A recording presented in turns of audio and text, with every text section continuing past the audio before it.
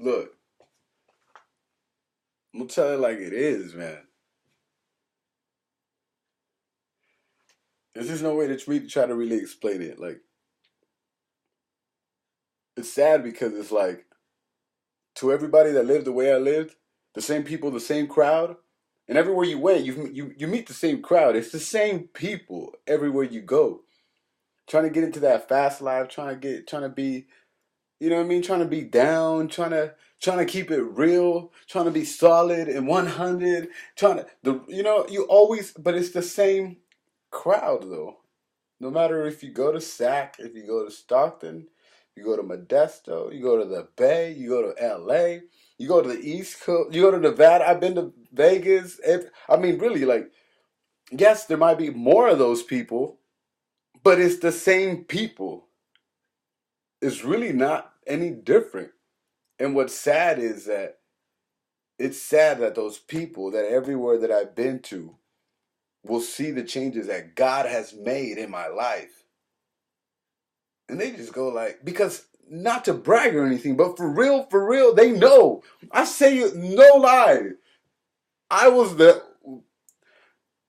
one, like, that guy's crazy.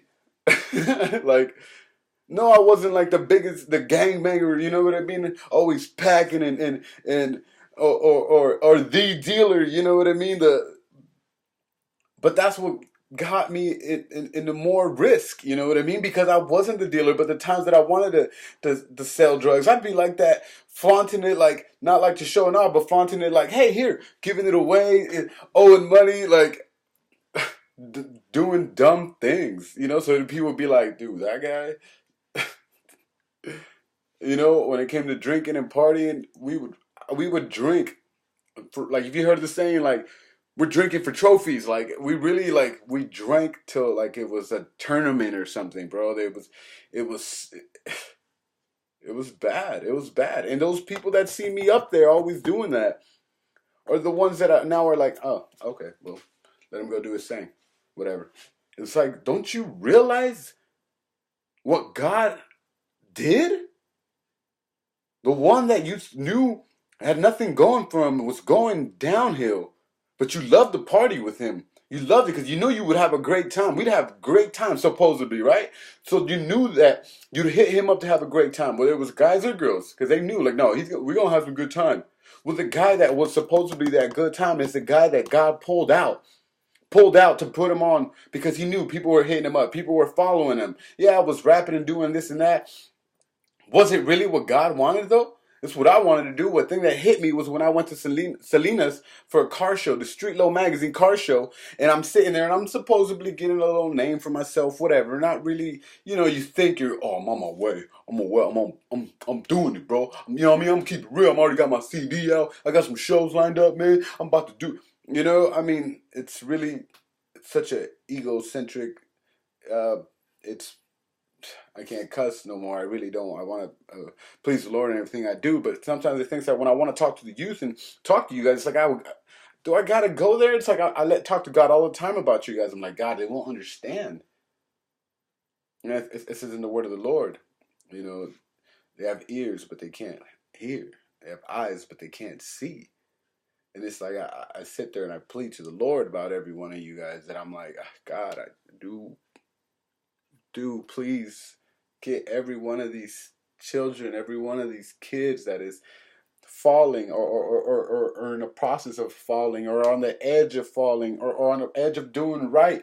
But temptation always beats them because it's people like me that would encourage them to not do good. It's people like me that would grab people like you and be like, nah, nah, nah, nah, what you doing? You're weak and you're lame. And I tell you all sorts of things, convince you to not go do what you got to go do, to not be priority, to not be responsible, to honestly, to go keep it real. What I thought was keeping it real, and that's go get high. Let's go get drunk. What? Why you waiting? You a virgin? You, you a virgin? How old are you when you still a? It was sad. It was sad. And we trick you, and we get you, and then be like, go. And there you are with your broken heart. And what are you gonna do with a broken heart? Most of the girls with a broken heart, they're not gonna go sit there, and they're not gonna go repent and be sorry and then change your life. and then not do it again. Know that they made a mistake. For the most part, they're gonna fall into depression and sadness and know they got hurt. So they're gonna be in like in anger or vengeance and try to be like, nah, forget that. I got my heart broken, so now I'm gonna go around. And then they want to party their life away, and then they come sleeping with a bunch of men and think that, oh, this is fun. This is a great time I'm living my life. You're out there sleeping around with every other guy now. Really, that's the way you want? Because some guy broke your heart? Really? And me, I'm over here laughing. I'm over here like, look at her. Look at what a hoe. If I'm sinning, God, I'm sorry for saying that, but isn't that like a real word for like a prostitute? That's what I'm trying to say, like a prostitute. You're really a prostitute, not getting paid. And what's the next step? Believe it or not, the next step. A lot of these girls ended up getting prostituted. Why? Talk them into it. Once you start drinking, once you start doing drugs, you could get convinced to do anything. For real. Once the drugs get in your brain, once the liquor gets in your system, you get tricked into doing things that normally weren't right. Why do you think a lot of these girls end up getting pregnant at 15, 16? You think they really wanted to get pregnant? I'm going to go out tonight and I'm going to get pregnant by some guy I don't even know. Come on now. So it's like, at that Selena show, I mean, I always thought God existed and stuff, but I didn't like really like, you know, really like go to church every Sunday. And when I did, I was in there all hungover. You know, I was like, God, I'm so hungover, and this Sunday, and this is how I talk to God. And this Sunday, I'm all hungover, and so can you please take care of this hungover so I can hang out with my family? Like, how pathetic is that? How pathetic is that? Come on now. I had no love, no respect, no real respect. I had love for the wrong. It's not that I had love for the wrong people, but it's just like the one that I should have had love for. I never really did. I never really learned about this love.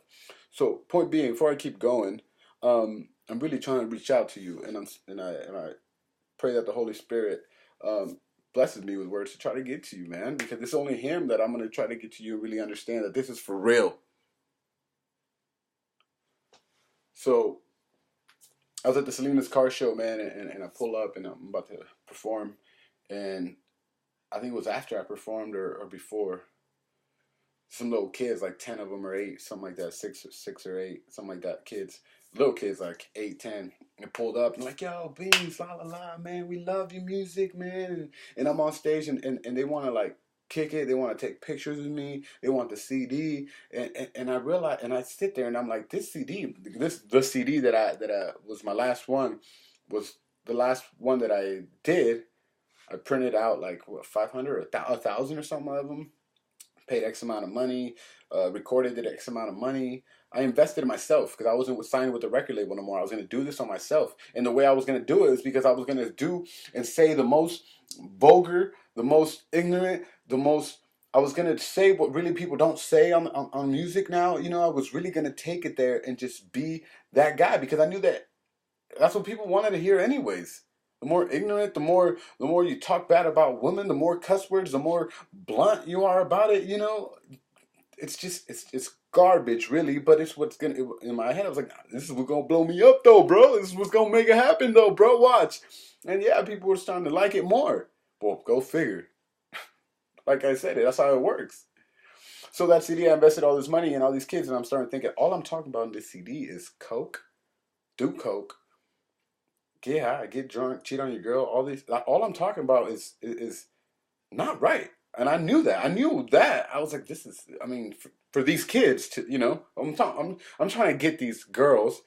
You know what I mean? I'm trying to get these guys to get turned up, but I'm not. I was never trying to get the kids to do something. I was never trying to mess their child growing up. I still wanted them to be right. Because I knew everything that was going on inside of me while I was doing all them drugs. I knew that I had emptiness and stuff, but I didn't know how to fix it or what it was, So I left and I talked to a friend of mine, and he was like, help me or whatever, and he was like, yo, being some kids, man, it's after you, man. That's how it is. Your people, man, and I was like, I don't know, man. Like, I was like, I I don't feel right. You know, it's kids, man. And he said, bro, you know, he was trying to see how it is. Listen to this. Listen. He said, bro, think about it this way. Now, how many? Or remember when you were a kid? And remember when you used to listen to them rappers and you used to be like, oh man, when I grow up, I want to be like him. Well, man, oh, he's cool, man. Yeah, remember when you were a kid? Remember Beans? That's what they call me. People don't know. Some people may not know, but they used to call me Beans, right? And so I was like, man, you're right, man. You're right. You know, you're right. It's convincing me, man. That's how it is. I mean, it's I love the homie. You know what I mean? But I still do. But I know now. I know that it wasn't him talking to me. You know, the other guy uses us, man. Uses you could use her, could use anybody, the least person you can think of to try to convince you, because he gets into people. That's just how he works. Well, at the time, I didn't know nothing about that, right? So I was like, "You're right, man. You're right." But still, I was like agreeing with him, but debating, like, but still. So I was kind of, debating in my head, kind of upset. But of course, start drinking. You forget about all that, right? We bring out the Coke, and you definitely forget about all that. You forget about anything, actually. As a matter of fact, that's like the time that I did like the most Coke that I can remember. Actually, it was just like you did a line, and then it was kind of like, let me get another one, and then give me another one, and then it was just kind of like while the bag is out, you're just doing constant before he puts it away.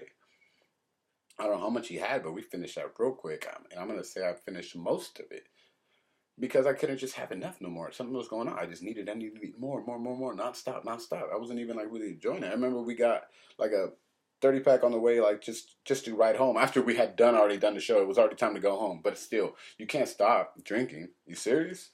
Serious? And then what? Be sober? So we kept it going, and it was just sad. It was just like if I was walking in the desert for like 40 days or something. You know what I mean? And it was just horrible. But point being, I'd been there, man. I'd been there, and I just don't want any of the kids to get lost no more. It's like people don't understand, and I'm gonna really keep it real, man. Like, I mean, we can probably tattoos, man. Like, I mean, they might look cool. Like this is like a sonogram. People say it looks like a mushroom sometimes. I know it's kind of hard to see, but I'm trying to show you my arm without like flexing or nothing. But it's really a picture of the sonogram of my kid. See his foot, see his hand, big old head, just like his dad, and then the tattoo of Rose. So he died. I think she was popping pills when she was pregnant, and she either aborted it or she miscarried. Either one. She never really told me. I think she went and aborted. Um, and then she died of cancer. This is Rose, someone that truly cared for in my life. Um, and then this here is like Michoacan, and because trying to be tough, trying to rap. You know what I mean? I was born in Mexico, but I was raised here in Cali. But it was just kind of like todos Michoacanos was like, nah, you're not down. I was like, I'm down, bro. You don't understand? I'm down. I'm repping. What's up?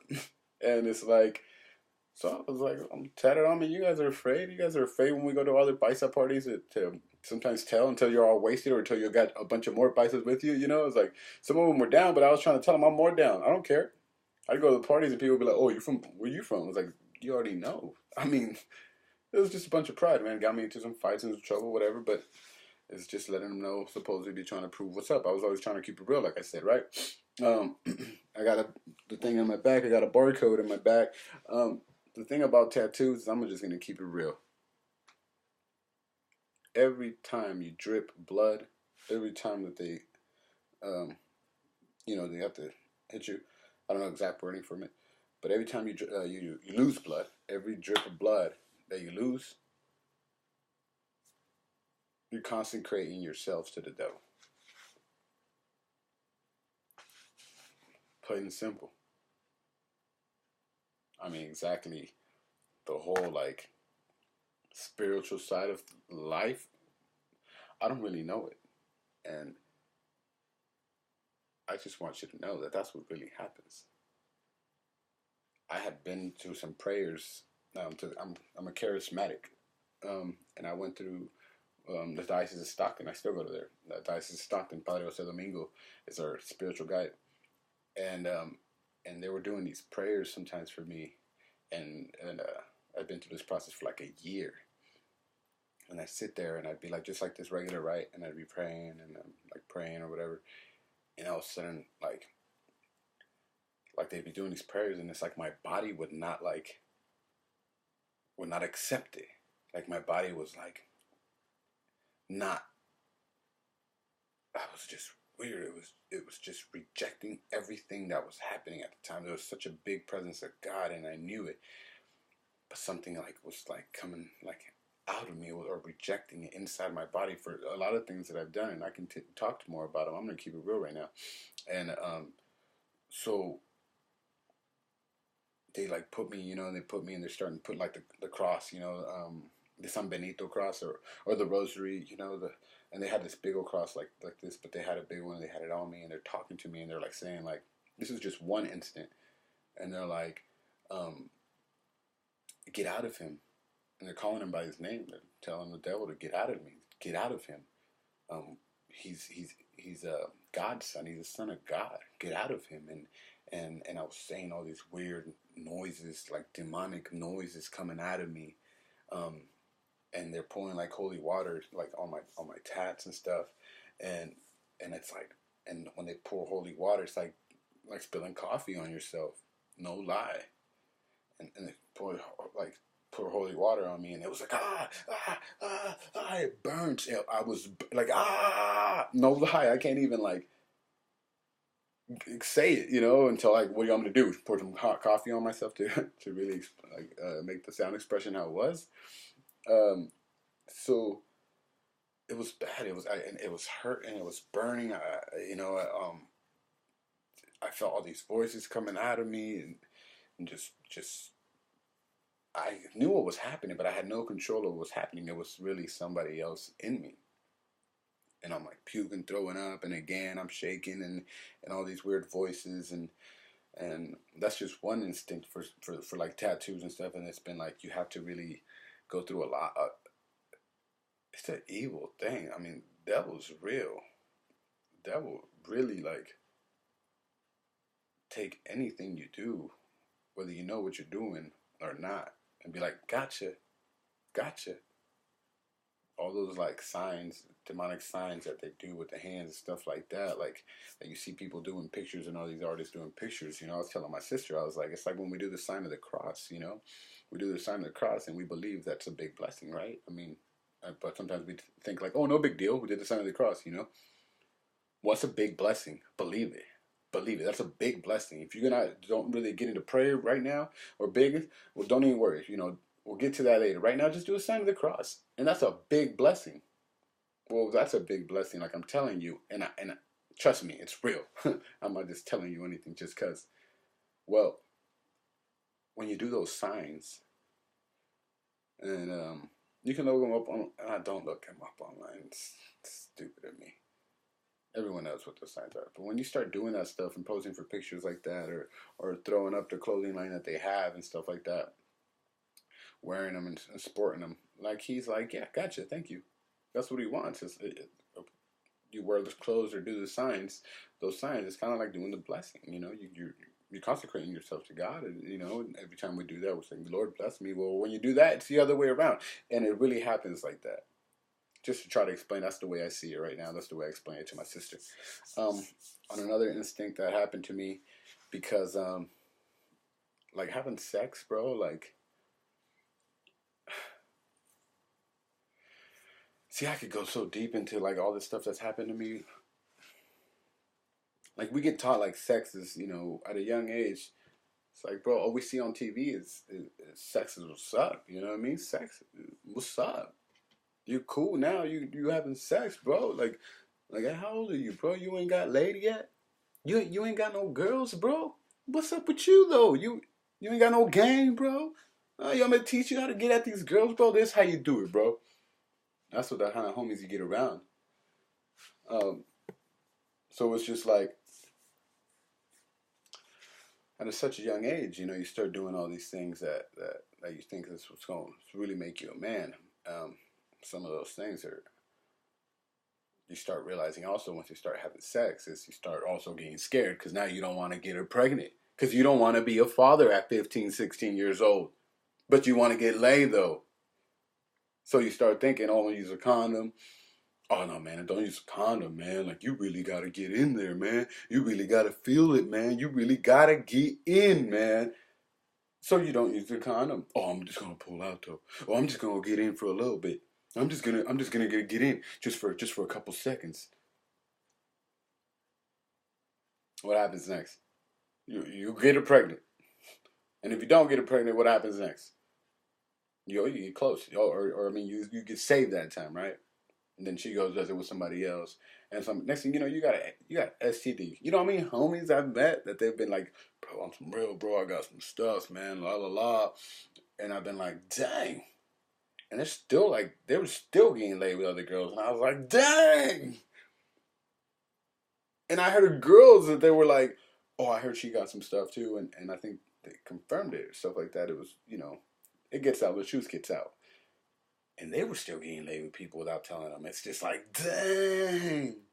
I mean, I knew about this. I just, of course, in my ignorance, I was like, I just won't get laid with them, but I'll get laid with their friends. Come on now. What are the chances they all got, everyone's been laid around, laid with each other anyways? It's sick. So, there's pregnancy, there's STDs, and if that don't hit you hard enough, that don't wake you up, well, hopefully this will. Because out of those choices, then what you have is, what do? How do you supposedly not get her pregnant? The real homies that supposedly was down and did all that, they were like, we came up with it, you know? You just have sex on your period, right? On their period. And then you can't get them pregnant. You can't get them pregnant on their period. Yeah, it's nasty. Nasty. Phone ringing.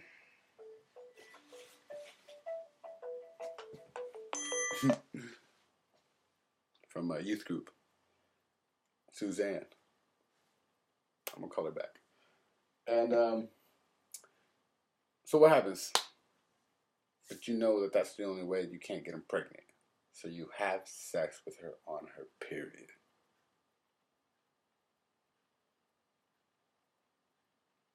Okay. So now, besides that being sick, because it's a mess, I'm gonna keep it real. But besides that, well, that right there, it's gotcha. I mean, gotcha. It's written in the Word of the God. I didn't even know that. It's written in the Bible. It's written in the Bible. You shall not do that while they're on their period.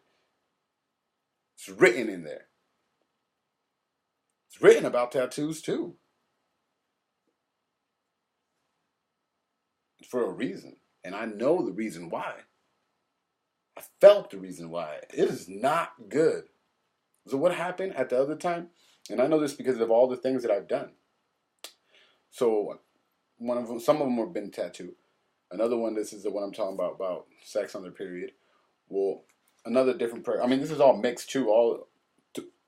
Because of all these things I've done, all these things have been happening to me. For the last year and stuff. So another time I was at another prayer. It was a congreso. It was a congress, or was it a charismatic event? The bunch of retreats that we were doing, and I went and I started going, and again, something prayers deep, loving the presence of God, trying to like enjoy it, and all of a sudden something starts not right. Something's rejecting it. And so they take me into this back room and they're doing all these prayers for me, having the cross, and again, it's burning me. I'm on fire, like on fire. And so they start telling me like, okay, do these kind of say these prayers, like I actually have the book um, that they gave me because they didn't give me this book at the beginning. They only give it to certain people. They only gave me this book not because like I was already praying for people, because this is the people that pray for people. You know, God gives them the gifts to pray for people. They didn't give me this book because I was going to pray for people. They gave me this book because I needed to be praying and do all these um, prayers to keep freeing myself of these things, and begging God for His mercy because of everything that I had done. Well, in one of these prayers here, I I remember that I was telling then like God like save my family, or so. Let's just say it was like God save me and my family too, for an example. And they had me on, and I was on the ground. They didn't have me on the ground, but it was I was just wrestling them, trying to hit them and stuff. Um, I was rolling around on the ground, just on the pavement, like rolling, you see a kid crying, like a 4-year-old, and just crying, rolling, nonstop crying, making a big deal. I was doing that, but I was possessed, bro. And I'm doing that, and they control me, and in the name of Jesus Christ, don't move. And I was like froze, It was, God is powerful. God is powerful. And so I'm sitting there and I'm saying, like, for example, like I said, God free me and my family. And then I'm like, they say it like X amount of times. So I said it 5 times, like regular, about 5 times regular in my voice. God free me and my family. God free me and my family. God free me and my family. God free me and my family. God free me and my family. And by the 6th or 7th time that I started doing that, my voice, I mean, I have a deep voice, but my voice started getting deeper. I felt like something like being present, and it was like, I don't even want to do the voice because it's for real. The only way I can explain it is, I mean, I don't watch scary movies and stuff like that no more. Um, but I mean, and I know a lot of you guys have, and those sounds that demonic people or possessed people, or exorcism people, that you see those exorcism and stuff, and people like bend their back and do all those things. People really do that when they're possessed and stuff like that. I've done that stuff. I've done that. I've done all these weird things, felt things pull me, and had my arm stuck to something, feeling them pulling me, feeling them pulling me, and they're like cutting it's spiritual stuff. They invoke Saint Michael the Archangel, and start like with his sword, start cutting off like all these chains and stuff, and I'm feeling it. And the next day, once these prayers are done, my body hurts. I feel like I'm beat up, and they tell me like, well, yeah, man, it's a fight. It's a fight for your soul and everything, and for everything else that I'll keep trying to explain right now. I don't know how long this video is going to be. I'm gonna cut it off soon, but point being, I'm saying like those same words, God save me and my family, but it's just like, God save me and my family, God, and then it kept getting lower and lower and lower and lower until it's just it was His voice going through me. I felt it, and it is the most. I can't explain it, man. Like, honestly, if I keep trying to talk about it, I'm gonna cry, and I'm gonna cry because I don't even know why I really want to record these videos. I just really want to get to you and let you know that He really exists, man. And that God is so powerful and so loving that He's allowed me to go through everything I've been through, man. But just to try to tell you that, be careful. Be careful. And I know it's hard maybe being a youth and a young guy and seeing how the world is, and you thinking that's the cool thing to do and everyone's doing it, man. But that's what I did. And I was the one convincing other people too that it was okay, and I was tricking you. And it was Him working through me to convince everyone that I was around that it was okay to do these things. Nothing was going to happen. There really is consequences to everything we do. There really is consequences that are painful. Whether you want to live those consequences now on this earth, or you want to live them when you die, because there is a life after death. And I thank God for the charismatic community, because what it is either I fight for my life now, for my soul now, or later I have to pay the price. And if it wasn't for God's mercy, where would I be? Where would I have been? I was saved. Mother Mary went. If you want some spiritual stuff, I'm gonna keep it real. Ask my family. I was dead alive, walking like a zombie, dead alive through the house. dead. And he explained what happened after I'll record another day my conversion.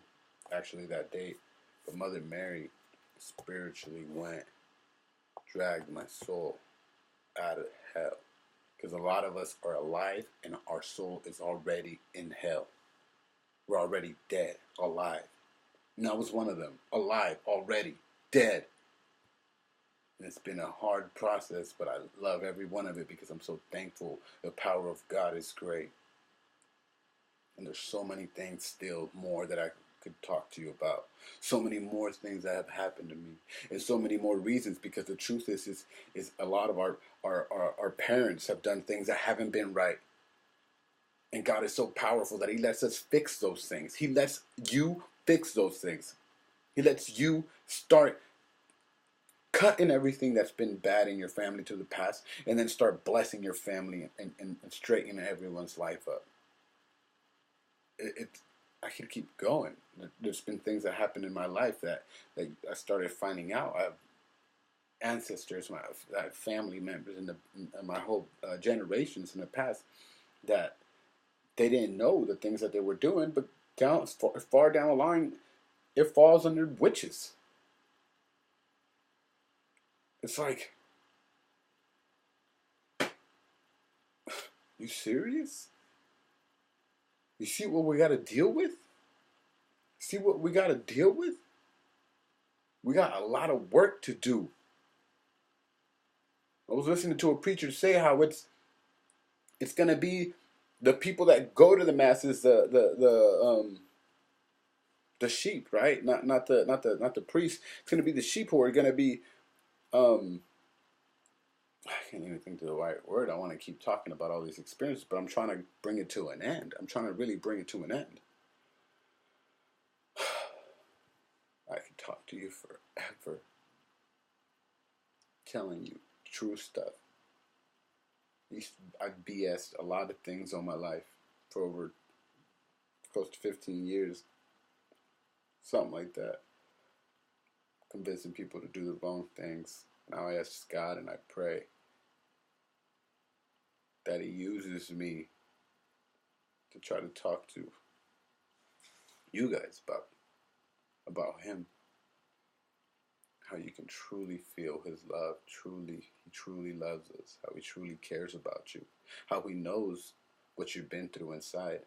How he knows everything you've been through in your past. But he still loves you. And he cares for you. And he's sad. Because he knows you're hurting. And he's the one that can fix all your problems. But we're scared. And we don't know how to get to him. We don't know how to get close to him. We don't know how to come back to him. We never get taught about his real love. We've been get taught about a God who yells and do this or God's going to punish me. Go to church and go. If God is love, why would we talk to someone like that about God and yell and scream?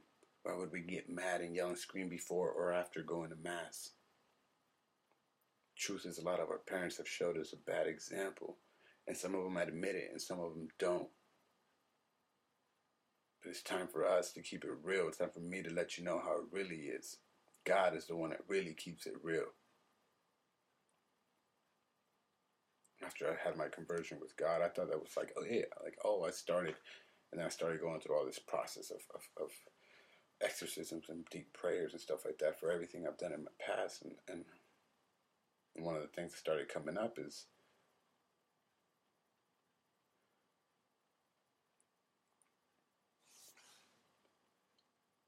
I was child molested as a kid. First time I can remember me being I don't really remember. It's just blurry. Like my whole past is like blurry because of drugs and because of alcohol, because of everything I've done. But also, I don't know, God little by little is like letting me see clearly my past, or maybe He's not letting me see it. I don't know. But point being, I remember him being in the car with me, and I can explain the whole details about it. I was in the car, and it was someone that I really loved. He was like my superhero because my pops was always working, And he was like everything to me.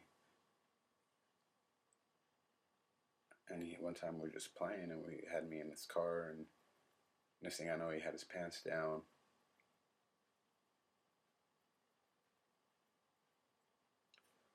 And I was like, "What are you doing?" You know, like I didn't. I mean, I didn't know it was wrong because I didn't know he was ever going to do something wrong because he was the one that always was like I looked up to him.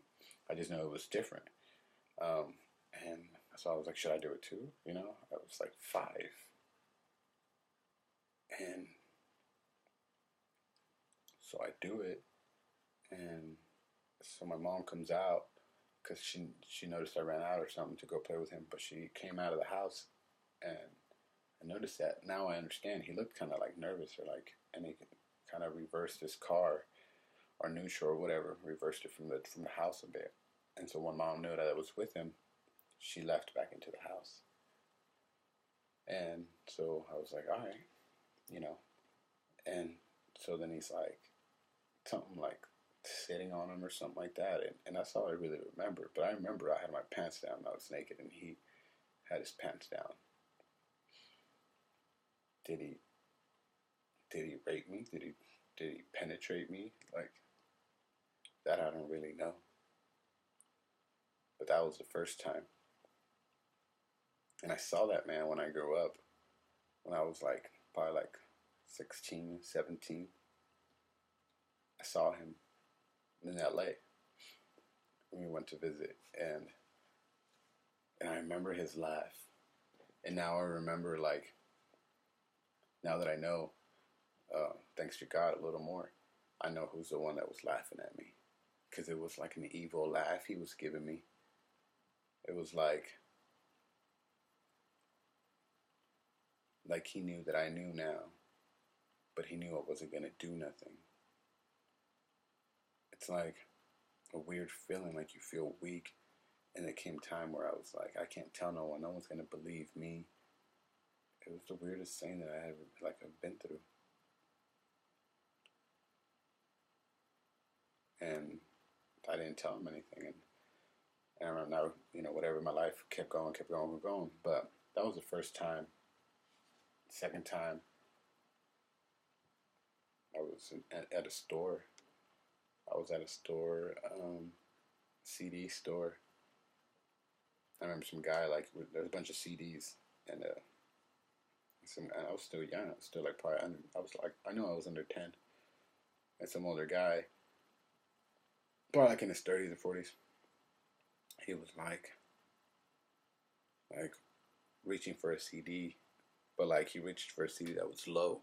And when he grabbed the CD, like kind of like my waistline, and when he grabbed the CD though, he like grabbed it, and then after that he like rubbed like my crotch area, and I was like, and he grabbed the CD and was looking at it, and I was like, this is weird, you know, I was like froze. I was like, this is very weird. And I was like, this guy did really touch me, or was he just grabbing a CD? I mean, I was a kid, man. I didn't know. I mean, and to be honest, I'd never had conversations about anything, about not even just like male stuff with my dad, you know, like any conversations like that. So, but I mean, you know that that's gay, you know. I mean, we know that. But I was like, did he or not, or what's going on? I didn't know.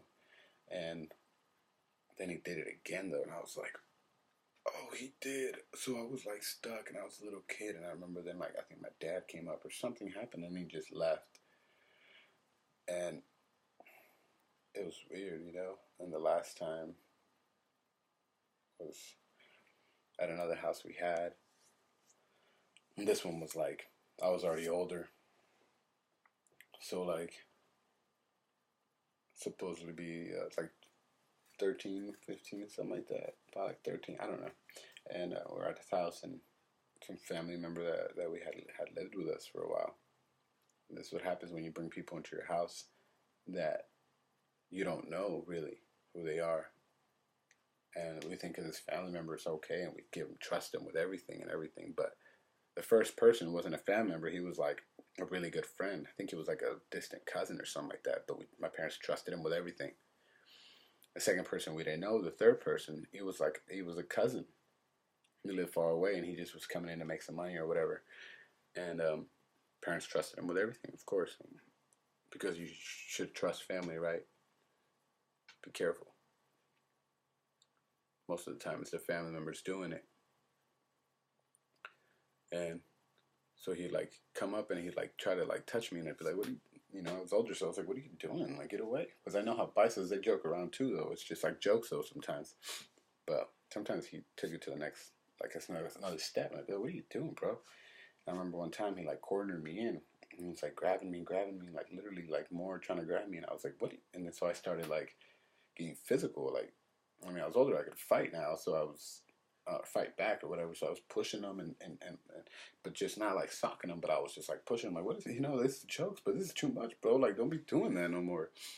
And he like was like being more aggressive. Like, and I hear my cousin on the other side, "Oh, leave him alone." But I was like really like I felt like I was really getting harassed. Feel like I really getting molested. I really felt getting like raped, you know. And so I started like just like I started not feeling right. I think subconsciously maybe in the inner me started thinking about the other times in my past.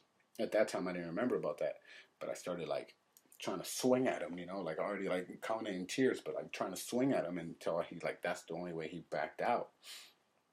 And when he backed away, I was just like fell on the ground and I was crying and I was crying and I was crying, and he just was laughing and left and had another. After that, like there was a lady that was helping me when I had my conversion, and she was like always like, "How can I pray for you? How can I pray for you?" And finally, one time I was like, "You want something to pray about?" She's like, "Yeah." I was like, "Pray about this. Help me solve this." And she had me talk to some people, and she had been through some stuff too. She had been raped. God had it all like planned out. Like she could find her comes out to be that she had been raped, and then she had me talk to some other people like that God uses in the charismatic community, and one of those ladies talked to me her story, and she had been raped, and she explained a lot of things about my life that made sense. And point being, I go to this other retreat, and I'll end it with this. I go to this other retreat, and at first, of course, I'm getting into prayer, and I'm trying to forgive these people, which I forgive them, and I hope God doesn't hold it against them. You know, I hope they repent for all their sins and they turn back to God, because I hope no other kids be getting molested and stuff like that. You know, it's a sad thing. I'll pray for them. I need to pray for them more actually. And point being, so I go to this retreat and I'm in the spiritual like moment. It's a beautiful thing. If you have never experienced a charismatic retreat, go to them. Like, not that these people are better than others, but Holy Spirit is really active, and He has chosen right now. Pope Saint Francis talked about the charismatic community, and he loves it. He's okay with it. He's actually like the spiritual guide for the Argentinian charismatic. It's beautiful. So point being, I'm at this retreat, and they're like, let's close our eyes, get into deep prayer, and let's try to have the Holy Spirit send us wherever He wants to send us. And I'm just like, all right. You know, and I'm in the prayer, and I'm like, yeah, God, take me wherever you want to take me. This and that, this and that, this and that. And all of a sudden, I remember, and I just, boom, in my head, I like appeared, and I was watching myself, and that's what they call visions. And I was watching myself when I was. This is the first time that I remember actually. And I don't know why God did this, but it was weird. But this is the first time, because it happened in the same house. Two of these reasons. God took me to where I was in the living room, and I remember seeing myself there, sat there, and I was there sitting, and my cousins were there. There was like 1, 2, 3, 4, like 4 or 5 cousins, all live in the same house, of course, and they were like watching porn, right? And I had already watched porn and all these things, but it was weird because I remember that was like I was watching porn and we were joking around and see like a bicep thing choking, but I remember I was like, oh man, I'm gonna go jack off, you know, and I was like like on my way to, because obviously I'm watching this porn. I'm all supposed to be all like hard, and I'm like all excited and stuff, and I'm a little teenager. I don't know exactly how old I was. Probably like 13. Like I said, I had already seen a bunch of stuff, right? But so I was in there. Point being, I was in there, and I was like, "Wow, this is great, la la la." And all of a sudden, like I remember that, like I came. I was on my way to the bathroom, but like I came all over like my hand, and I remember I was like, "Oh, I don't know, this is how it goes, or whatever." But God like put me into that moment. And I saw myself there, and I was like, "Oh." I was like, oh God, I was like scared, you know. In my prayer, I was like, oh, that was me, that's me. I've been there, that was me, that was me, that was me. And it's like, no lie, it's like God,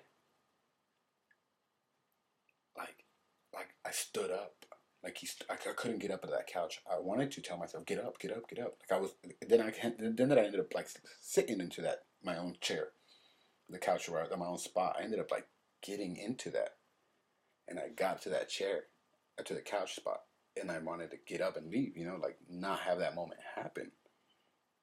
And I'm like, oh, come on, and I couldn't, and I hear this lady praying.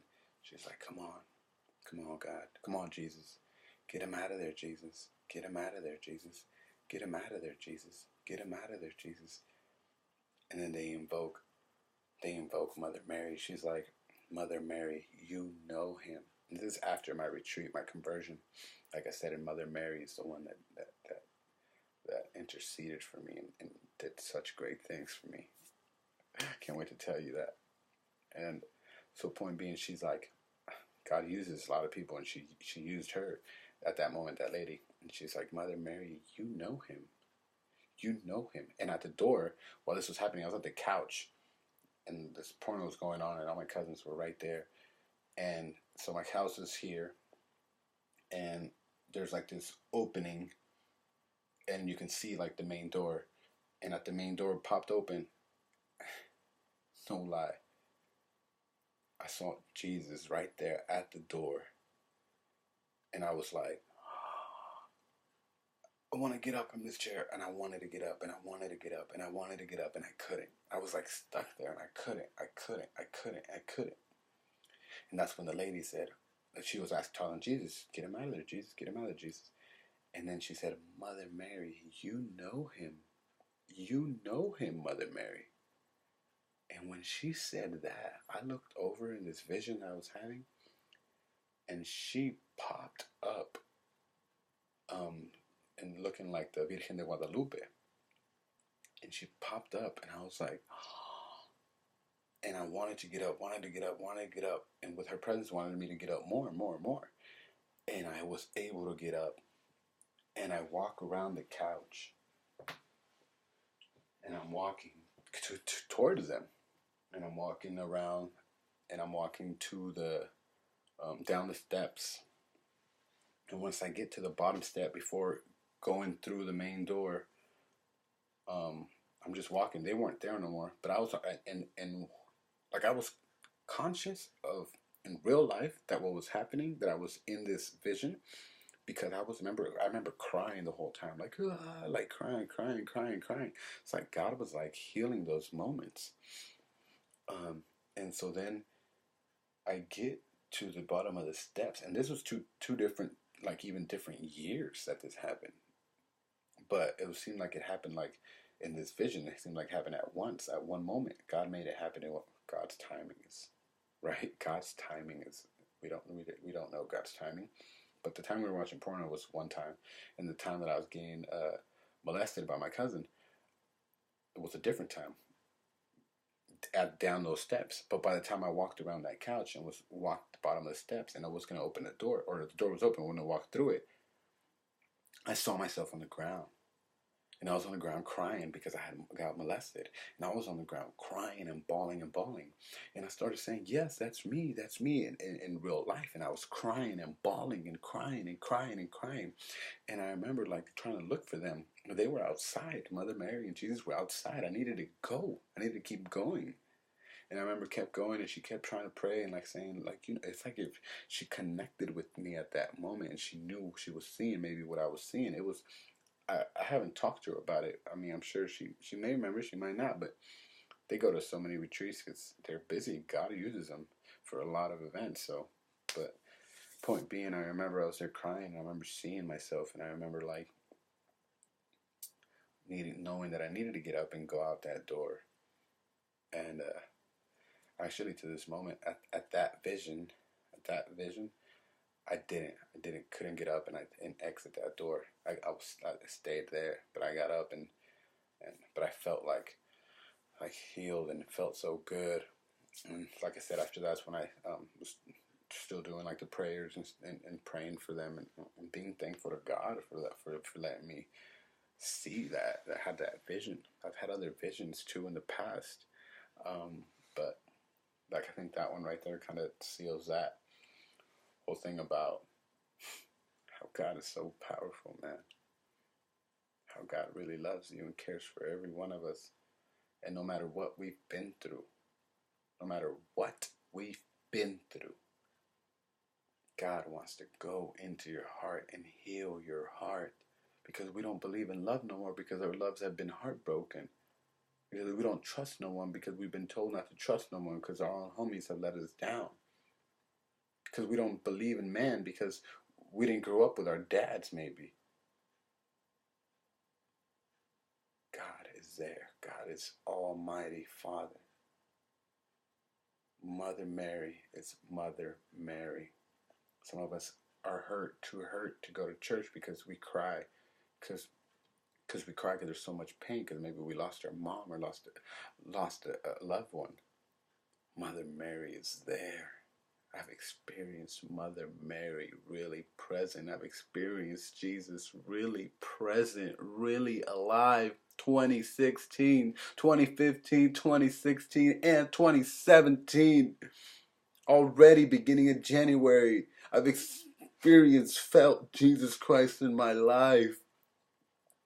He really is. This is no joke. I've experienced His presence. He really makes Himself present. This isn't no fantasy, no fairy tale, nothing from the past. This is right now. Right now. I can feel Him right now trying to get through you guys. God bless you. I'd like to end this moment with just prayer and thanking God for letting me record this, and I hope that it reaches out to someone in need, someone that needs to hear it from someone that's really been through all that.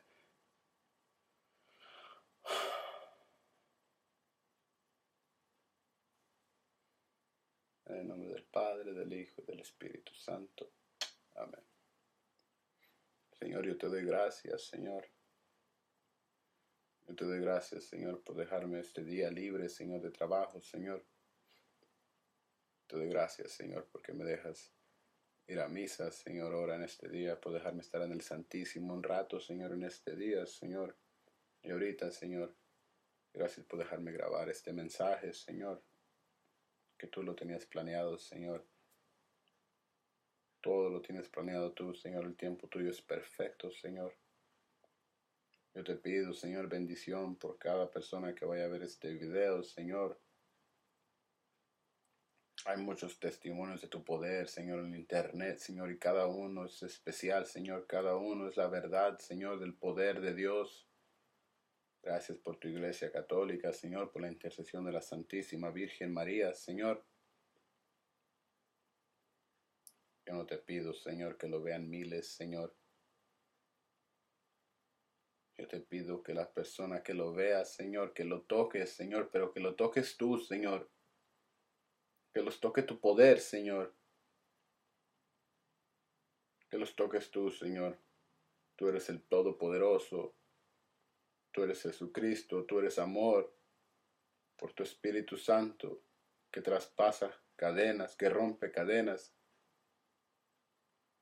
Tú puedes pasar por lo de internet, por las redes sociales, Señor, para transformar corazones, Señor. Haz tu obra, Señor, en tus jóvenes, Señor. Haz tu obra en tus jóvenes, Señor. Haz tu obra en los corazones de cada uno, Señor. En nombre del Padre, del Hijo, del Espíritu Santo. Amén.